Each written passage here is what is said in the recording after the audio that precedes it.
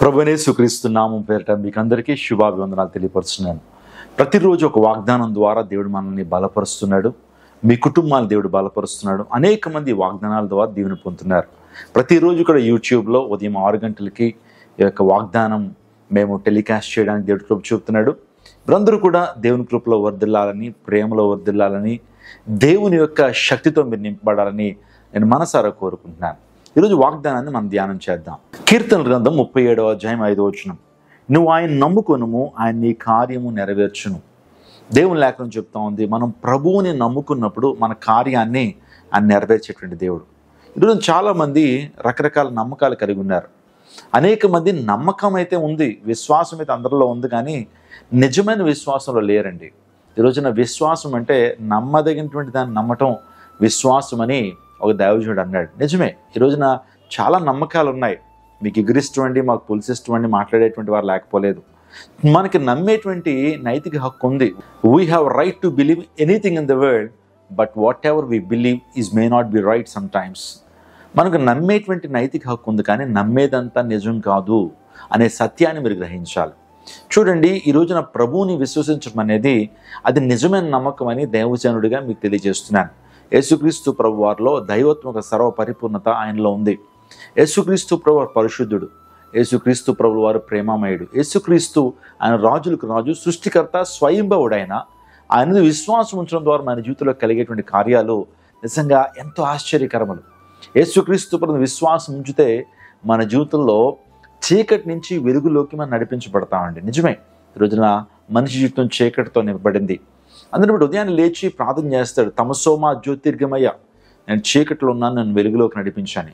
ఈరోజున ప్రభువైనటువంటి దేవుడు యేసుక్రీస్తు ప్రభు వారు చీకట్లోంచి, అజ్ఞానం అనే చీకట్లోంచి మనల్ని వెలుగులోకి నడిపించడానికి ఆయన ఈ లోకానికి వచ్చాడు.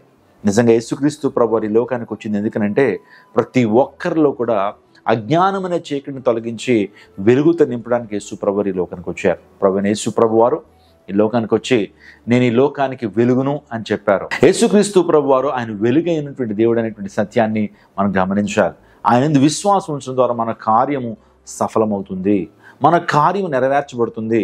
యేసుక్రీస్తు ప్రభు వారు స్వస్థపరిచేటువంటి దేవుడు అండి. ఆయన విశ్వాసం ఉంచడం ద్వారా మనం స్వస్థపరచబడతాం. 12 సంవత్సరాల రక్తస్రావం స్త్రీ యేసుక్రీస్తు ప్రభు వస్త్రపు చెంగును ముట్టుకుంది, విశ్వాసంతో ముట్టుకుంది, స్వస్థపరచబడింది. భర్తిమయ్యనటువంటి గుడ్డి భిక్షకుడు ప్రభువునందు విశ్వాసం ఉంచాడు.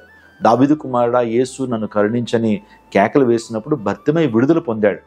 గెరాసీను దేశంలో యవనస్తుడు బంధింపబడినటువంటి వాడు ప్రభువునందు విశ్వాసం ఉంచినప్పుడు, నిజంగా ప్రభువుకి తన జీవితాన్ని సమర్పించినప్పుడు గొప్ప విడుదల పొందాడు. ఈరోజు నీ జీవితంలో కూడా ప్రభు కార్యాన్ని సఫలం చేస్తాడు.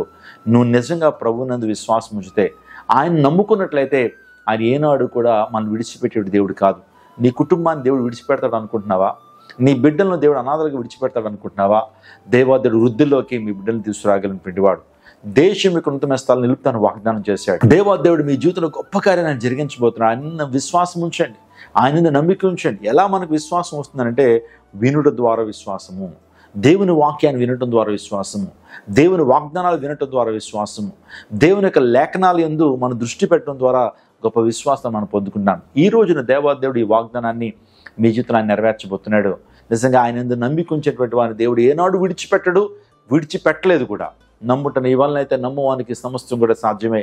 నీ కార్యం అతి త్వరలో సఫలం అవబోతా ఉంది.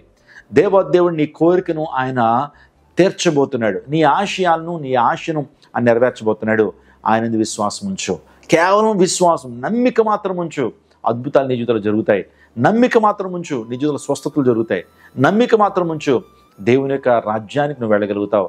ఆయన విశ్వాసం ఉంచినటువంటి వారి లోకంలో ధన్యులు అనే విషయాన్ని జ్ఞాపకం చేస్తున్నాను. కాబట్టి దేవుడి ఈ వాగ్దానాన్ని మీ జీవితంలో నెరవేర్చి స్థిరపరచును గాక. ఆమేన్. ప్రార్థన చేసుకుందాం. సకల ఆశీర్వాదములకు కారణభూతులైన మా ప్రభువా, ఈ ప్రత్యేకమైన సమయంలో నీ యొక్క శక్తి ద్వారా, నీ ప్రభావం ద్వారా నీ ప్రజలను మీరు నింపుతున్నందుకు నీకు స్తోత్రాలు. ప్రతి ఉదయం ఈ వాగ్దానం ద్వారా మమ్మల్ని, మా కుటుంబాలని ప్రభువా మీరు ధైర్యపరుస్తున్నందుకు స్తోత్రాలు తండ్రి. నీ యందు నమ్మిక ఉంచినటువంటి వారిని ఏనాడు సిగ్గుపరిచేటువంటి దేవుడు కాదని మరొకసారి ఈ వాగ్దానం ద్వారా మీరు మాతో మాట్లాడినందుకు నీకు స్తోత్రాలు. నీ ప్రియుల కోసం నేను ఇప్పుడే ప్రార్థన చేస్తున్నాను. ఎవరైతే ఈ వాగ్దానం చూస్తున్నారో వారిలో ఇప్పుడే గొప్ప కార్యం నెరవేర్చబడును గాక. స్వస్థత, విడుదల, విమోచన, ఆత్మ కృమ్మరింపు నీ ప్రియులు ఇప్పుడే పొందుకుందరు గాక. ఈరోజు పుట్టినరోజులు జరుపుకునేటువంటి వారి జీవితాల్లో సంవత్సరము దయాకిరీటాన్ని ధరింప చేయండి నాయన. వివాహ వార్షికోత్సవాలు జరుపుకునే వారి జీవితాల్లో వారి యొక్క వైవాహిక జీవితాన్ని నూతన పరచండి. ఎవడైనా నువ్వు క్రీస్తునందున ఎడల వాడు నూతన సృష్టి, ఎవడైనా నువ్వు క్రీస్తునందున ఎడల ఏ శిక్ష విధి లేదని లేఖనం సెలవిస్తున్న రీతిగా నీ ప్రజలు మీరు బలపరచండి. ఈ దినదీవులను మెండుగా నీ ప్రజలకు అనుగ్రహించండి. ఎవరైతే ప్రయాణాలు చేస్తున్నారో, ఎగ్జామ్స్ రాస్తున్నారో, ఇంటర్వ్యూకి వెళ్తున్నారో, గొప్ప జయ జీవితం వేస్తున్నామలో వారు పొందుకుందరు గాక. సమస్త మహిమ ఘనత ప్రభావాలు నీకు ఆరోపిస్తూ యేసు శక్తి కలిగిన నామములో అడిగి వేడుకుంటున్నాము తండ్రి. ఆమేన్.